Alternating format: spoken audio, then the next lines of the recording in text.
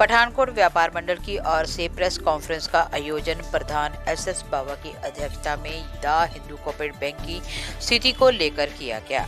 इस मौके पर नारायणदीप सिंह, मनिंदर सिंह, अश्विनी गुप्ता सहित व्यापार मंडल पठानकोट के बहुत से सदस्यों ने भाग लिया और इस प्रेस कॉन्फ्रेंस को संबोधित करते हुए प्रधान एसएस बावा व अन्य वक्ताओं ने कहा कि उन्होंने लोगों को उस समय आगाह कर दिया था जब बैंक डूबने की कगार पर था।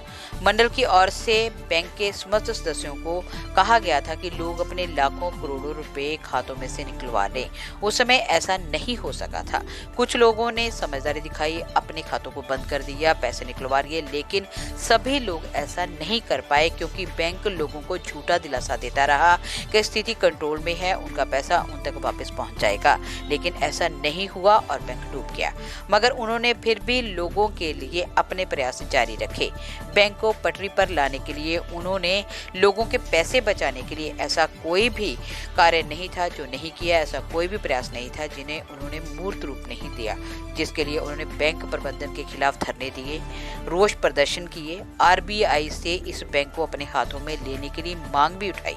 पंजाब सरकार पर भी दबाव बनाया गया। सहकारिता बैंक मंत्री रंधावा से बात की, पूर्व विधायक के सामने भी स्थिति रखी, विधायक अमित विज से भी बात की। उन्होंने भी इस दिशा में सरकार तक अपनी बात पहुंचाई। उनके प्रयासों से कुछ रिकवरीज हुई भी।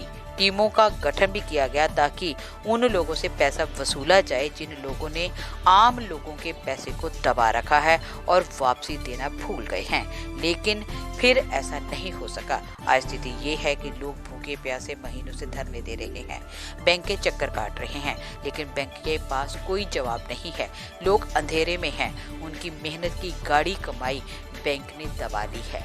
वो परिवार जिन्होंने एक एक पैसा जोड़कर इस बैंक को इस भरोसे दिया था कि उनके बच्चों की अच्छी जगह शादी होगी, उनके बच्चे व्यापार कर सकेंगे, उनकी बेटियां शादी के लायक होने को है, उनके बच्चों की पढ़ाइयाँ हैं, किसी बुजुर्ग का, किसी बीमार का इलाज करवाना है, किसी के सर पे छत नहीं है, अपने घर बनवाने हैं, लेकिन ऐसा नहीं हो सका।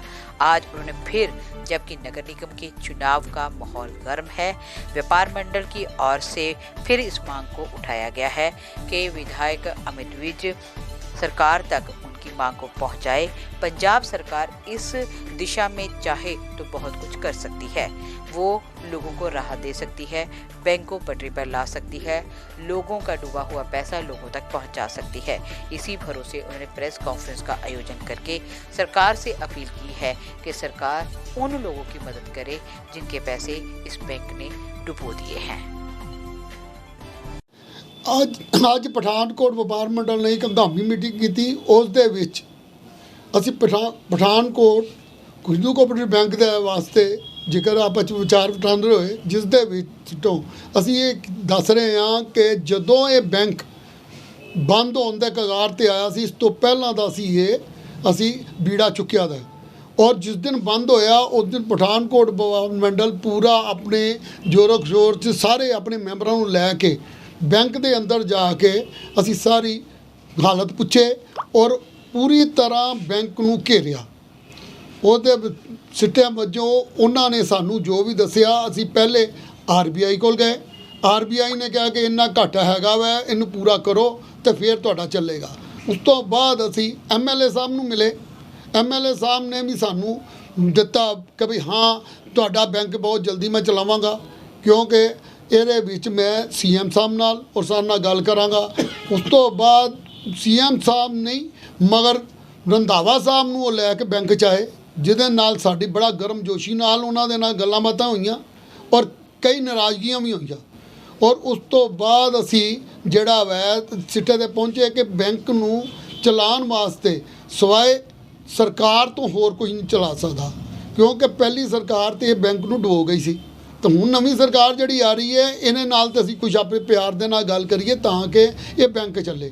ਔਰ ਬੈਂਕ ਦੀ ਉਸ ਤੋਂ ਬਾਅਦ ਰਿਕਵਰੀ ਹੋਈ, ਰਿਕਵਰੀ ਕਾਫੀ ਜ਼ਿਆਦਾ ਹੋਈ। ਰਿਕਵਰੀ ਦੇ ਕਾਰਨ ਬੈਂਕ ਦੇ ਚੱਲਣ ਦੇ ਹਾਲਾਤ ਜਿਹੜੇ ਠੀਕ ਹੋਏ, ਮਗਰ ਉਹ ਹਾਲੇ ਵੀ ਜਿਹੜਾ ਵੈ ਰਿਕਵਰੀ ਕਾਫੀ ਹੈਗੀ ਹੈ। ਅਸੀਂ ਐਮਐਲਏ ਸਾਹਿਬ ਦੇ ਅੱਗੇ ਇਹੋ ਹੀ ਕਵਾਂਗੇ ਕਿ ਇਹਦੀ ਜਲਦੀ ਤੋਂ ਜਲਦੀ ਰਿਕਵਰੀ ਕਰਵਾਓ ਤੇ ਬੈਂਕ ਖੋਲ੍ਹੋ। ਅਗਰ ਤੁਸੀਂ ਇਸ ਬੈਂਕ ਨੂੰ ਖੋਲ੍ਹਣ ਤੋਂ ਬਾਅਦ ਕਿਸੇ ਮਰਜ ਕਰਨਾ ਉਹ ਵੀ ਕੀਤਾ ਜਾਵੇ। ਅਸੀਂ ਇਹ ਜਿਹੜੀ ਚੀਜ਼ ਆ ਸਾਰਾ ਬੀੜਾ ਜਿਹੜਾ ਵਾ MLA ਸਾਹਿਬ ਤੇ ਸੁੱਟਣੇ ਪਏ ਆ ਕਿ MLA ਸਾਹਿਬ ਹੀ ਸਾਡਾ ਇਹ ਕੰਮ ਕਰ ਸਕਦੇ ਨੇ। ਥੋੜੀ ਦੇਰ ਰਹਿ ਗਈ ਹੈ ਔਰ ਇਸ ਵਾਸਤੇ ਅਸੀਂ ਫੇਰ ਰਿਕੁਐਸਟ ਕਰਨੇ ਆ ਪਠਾਨਕੋਟ ਵਪਾਰ ਮੰਡਲ ਇਸ ਚੀਜ਼ ਤੋਂ ਪਿੱਛੇ ਨਹੀਂ ਹਟਿਆ। ਜੇ ਸੰਘਰਸ਼ ਤੋਂ ਅਸੀਂ ਇਹ ਪਿੱਛੇ ਨਹੀਂ ਹਟੇ, ਅਸੀਂ ਹਰ ਗੱਲ ਕਰ ਰਹੇ ਹਾਂ, ਹਰ ਜਿੱਥੇ ਵੀ ਸਾਨੂੰ ਸਹੀ ਤਰੀਕੇ ਦੀ ਗੱਲ ਮਿਲਦੀ ਹੈ ਅਸੀਂ ਕਰ ਰਹੇ ਹਾਂ। ਔਰ ਮੈਂ ਫੇਰ ਇਹੋ ਹੀ ਕਹਾਂਗਾ ਕਿ ਬੈਂਕ ਬਹੁਤ ਜਲਦੀ ਚੱਲੇਗਾ ਔਰ ਬੈਂਕ ਨੂੰ ਚਲਾਉਣ ਵਿੱਚ ਸਰਕਾਰ ਹੀ ਕਾਮਯਾਬ ਹੋ ਸਕਦੀ, ਹੋਰ ਕੋਈ ਨਹੀਂ। ਧੰਨਵਾਦ। ਉਹਨਾਂ ਵਾਸਤੇ ਸਾਡੀ ਪੂਰੀ ਸੰਮਤੀ ਹੈ। ਜਿਸ ਦਿਨ ਪਹਿਲੇ ਦਿਨ ਇਹਨਾਂ ਨੇ ਧਰਨਾ ਲਾਇਆ ਸੀ, ਅਸੀਂ ਪਠਾਨਕੋਟ ਵਪਾਰ ਮੰਡਲ ਇਹਨਾਂ ਦੇ ਨਾਲ ਖੜਾ ਹੋਇਆ ਸੀ, ਮਗਰ ਅਸੀਂ ਵਪਾਰੀ ਆਦਮੀ ਆ, ਸਾਨੂੰ ਵਪਾਰ ਦੇ ਵਿੱਚ ਵੀ ਵੇਖਣਾ ਹੁੰਦਾ ਵਾ, ਅਸੀਂ ਵੀ ਇਹ ਕਰਨਾ ਹੈ। ਇਹ ਜ਼ਰੂਰੀ ਨਹੀਂ ਹੈ ਕਿ ਵਿਹਲੇ ਹੈਗੇ ਨੇ, ਇਹ ਵੀ ਬਹੁਤ ਅੱਛਾ ਕਰ ਰਹੇ ਨੇ। ਇਹਨਾਂ ਦੀ ਜਿਹੜੀ ਹੈ ਸੰਘਰਸ਼ ਜਿਹੜਾ ਚੱਲ ਰਿਹਾ ਵਾ ਠੀਕ ਚੱਲ ਰਿਹਾ, ਮਗਰ ਫਿਰ ਵੀ ਆਖਰ ਹਾਰ ਕੇ ਸਰਕਾਰ ਨਹੀਂ ਹੈ ਜੋ ਵੀ ਕਰਨਾ। ਮੈਂ ਅਸੀਂ ਸਰਕਾਰ ਅੱਗੇ ਬੇਨਤੀ ਕਰ ਸਕਦੇ ਹਾਂ ਕਿ ਵੀ ਇਹਨੂੰ ਚਲਾਓ ਤਾਂ ਕਿ ਬੈਂਕ ਜਿਹੜਾ ਚੱਲੇਗਾ ਤੇ ਲੋਕਾਂ ਦੇ ਪੈਸੇ ਮਿਲ ਜਾਣਗੇ, ਲੋਕੀ ਵੀ ਜਿਹੜੇ ਹੈ ਸੁਖੀ ਹੋਣਗੇ, ਕਿਉਂਕਿ ਗਰੀਬ ਆਦਮੀ ਦਾ ਬਹੁਤ ਪੈਸਾ ਲੱਗਾ ਹੋਇਆ ਵਾ। ਇਸ ਮੈਂ ਸਰਕਾਰ ਕੀ MLA ਸਾਹਿਬ ਨੂੰ ਸਭ ਤੋਂ ਪਹਿਲੇ, ਕਿਉਂਕਿ ਸਾਡੇ ਨਜ਼ਦੀਕੀ MLA ਸਾਹਿਬ ਨੇ, MLA ਸਾਹਿਬ ਅੱਗੇ ਰਿਕੁਐਸਟ ਕਰਨੇ ਆ ਕਿ ਇਹ ਬੈਂਕ ਨੂੰ ਜਲਦੀ ਚਲਵਾਉਣ ਦੀ ਕੋਸ਼ਿਸ਼ ਕਰੋ। ਸਰ ਦੇਖੋ, ਅਸੀਂ ਪਹਿਲੇ ਪਠਾਨਕੋਟ ਵਪਾਰ ਮੰਡਲ ਦੇ ਪਲੇਟਫਾਰਮ ਤੇ ਬੈਂਕ ਦੇ ਬੰਦ ਹੋਣ ਤੋਂ ਸੰਘਰਸ਼ ਸ਼ੁਰੂ ਕੀਤਾ ਹੋਇਆ, ਧਰਨੇ ਵੀ ਦਿੱਤੇ ਨੇ, ਬੈਂਕ ਦੇ ਅੱਗੇ ਰੋਡ ਵੀ ਬਲੌਕ ਕੀਤੀ ਹੈ ਔਰ ਸਾਡੇ ਪ੍ਰਯਾਸ ਤੋਂ ਬੈਂਕ ਦੇ ਸਟਾਫ ਨੇ ਜ਼ੋਰ ਲਗਾ ਕੇ ਜੋ ਮੈਂ ਸਮਝਦਾ ਅੱਜ ਤੱਕ 70% ਦੇ ਕਰੀਬ ਰਿਕਵਰੀ ਕਰ ਲਈ ਹੈ। RBI ਦੀ ਜਿਹੜੀ ਸਾਨੂੰ ਗਾਈਡਲਾਈਨਸ ਮਿਲੀ ਸੀ, ਜੋ RBI ਨੇ ਸਾਨੂੰ ਦੱਸਿਆ ਕਿ ਅਗਰ ਬੈਂਕ ਆਪਣੀ ਰਿਕਵਰੀ ਕਰ ਲੈਂਦਾ ਹੈ ਤਾਂ ਉਹ ਬੈਂਕ ਨੂੰ ਸ਼ੁਰੂ ਕਰ ਦੇਣਗੇ। ਪੰਜਾਬ ਦੇ ਨਿਕਾਏ ਮੰਤਰੀ ਸਾਹਿਬ ਨੇ ਵੀ ਸਾਨੂੰ ਇਹ ਅਸ਼ੋਰੈਂਸ ਦਿੱਤੀ ਸੀ ਕਿ ਅਗਰ ਬੈਂਕ ਆਪਣੀ ਰਿਕਵਰੀ ਕਰਦਾ ਤਾਂ ਇਨ ਬਿਟਵੀਨ ਉਹ ਵੀ ਪ੍ਰਯਾਸ ਕਰਕੇ ਬੈਂਕ ਨੂੰ ਚਲਾਉਣ ਦੇ ਲਈ ਬੈਂਕ ਨੂੰ ਕਿਸੇ ਸਟੇਟ ਕੋਆਪਰੇਟਿਵ ਬੈਂਕ ਦੇ ਵਿਚਕਾਰ ਮਰਜ ਕਰ ਦੇਣਗੇ ਔਰ ਉਹਨਾਂ ਨੇ ਕਾਫੀ ਪ੍ਰਯਾਸ ਵੀ ਕੀਤੇ ਹੈ। ਹੁਣ ਪਠਾਨਕੋਟ ਵਪਾਰ ਮੰਡਲ ਦੀ ਇਹ ਮੰਗ ਹੈ ਕਿ ਜਦ 70% ਦੇ ਆਸ-ਪਾਸ ਰਿਕਵਰੀ ਹੋ ਗਈ, ਬੈਂਕ ਦੇ EMPLOYEES ਦੀ ਕਾਫੀ ਸਾਰੀ ਐਡਜਸਟਮੈਂਟਸ ਹੋ ਗਈ ਤੇ ਪਬਲਿਕ ਦਾ ਪੈਸਾ ਜਿਹੜਾ ਇਸ ਬੈਂਕ ਦੇ ਵਿਚਕਾਰ ਫਸਿਆ ਹੋਇਆ ਹੈ ਉਹਨੂੰ ਮੱਦੇਨਜ਼ਰ ਰੱਖਦੇ ਹੋਏ ਪਠਾਨਕੋਟ ਦੀ ਪਬਲਿਕ ਦੀਆਂ ਜ਼ਰੂਰਤਾਂ ਨੂੰ, ਫਾਈਨੈਂਸ਼ੀਅਲ ਜ਼ਰੂਰਤਾਂ ਨੂੰ ਧਿਆਨ 'ਚ ਰੱਖਦੇ ਹੋਏ ਹੁਣ ਬੈਂਕ ਨੂੰ ਚਲਾਉਣਾ ਚਾਹੀਦਾ, ਕਿਉਂਕਿ 70% ਰਿਕਵਰੀ ਇਹ ਕਹਿੰਦੀ ਹੈ ਕਿ ਬੈਂਕ ਕਾਫੀ ਹੱਦ ਤੱਕ ਆਪਣੇ ਘਾਟਿਆਂ ਨੂੰ ਪੂਰਾ ਕਰ ਗਿਆ। ਦੱਬਿਆ ਹੋਇਆ ਲੋਕਾਂ ਨੇ ਜਿਹੜਾ ਪੈਸਾ ਦਬਾਇਆ ਸੀ ਉਹ ਲੈ ਲਿਆ।